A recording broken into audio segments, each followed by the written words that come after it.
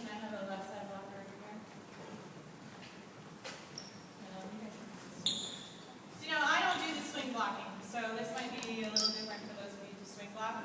But this left side blocker, making sure that you're setting up the block early, so that has a lot to do with vision and finding your hitter quickly, and then taking that first big step and just closing to their foot. Yes. Okay. So they are looking at that foot right there, the right foot. All right, because they're supposed to be technically where they're supposed to be the ball. Hopefully. Left side blockers. Sorry if you're an outside. So just making sure that you're setting up early, taking this quick slide step, and closing. Okay. A lot of it has to do with their balance, the middle balance, and making sure that first step is efficient. That's why we do so much with that first step. Because if you waste that first step, you're not going to ever be able to close. Okay? So do the same thing, but just kind of just focus a little instead of taking a step. Yeah. So all of a sudden you have to take 4 steps in order to block the ball. So that's why that first step is so important. And if you're a swing blocking team, it's the same thing. You have to be able to get that first step. So do swing block. Okay, you gotta get that first step. All right, go again. Now don't need to use the first step. Okay, so that's where that first step really comes into play. Making sure they're balanced. Balance is a big thing too. I mean, getting burned happens. It's going to happen.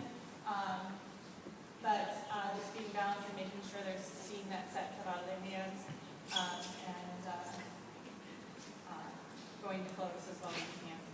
All right, does that kind of help? Yeah.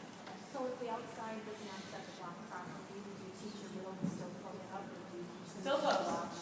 Still close, because your defense is playing around that setup block. So if your middle kind of tries to do their own thing, then that screws up your defense. Okay? Because ultimately, your team is only going to block 1 or 2 balls a set. How many balls are you digging? 16, 17? Making sure that we're using the numbers to our advantage, making sure our defense is able to dig that ball. Okay? Now, if it's a tight set and it's a trap inside set and your left side is off in la la land not paying attention, then your middle needs to just grab that ball and stuff it at the screen.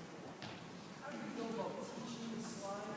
Do you teach the high jump approach, or do you teach the run? The run. Yep. Like the layup. All right. So it's chasing too. I don't know.